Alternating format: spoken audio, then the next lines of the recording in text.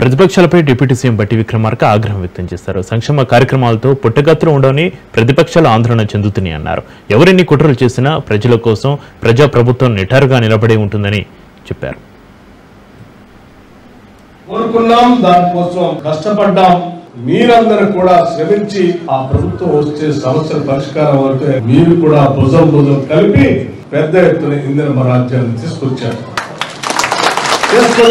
ఈ రాజ్యంలో గత ప్రభుత్వం 10 సంవత్సరాలు డబుల్ బెడ్రూమ్ ఇల్లు ఇస్తామని, ఇల్లు లేని పేదవాళ్ళకి, ఆ కుటుంబంలో ఉన్నటువంటి ముసలి వాళ్లకు, పిల్లలకు ఆశ చూపించి 10 ఏళ్లు వాళ్ళ ఓట్లు పొందడం కోసం ప్రయత్నం చేశారు తప్ప ఇల్లు కట్టించాలనేటువంటి ఆలోచన మాత్రం ఏమాత్రం చేయలేదు.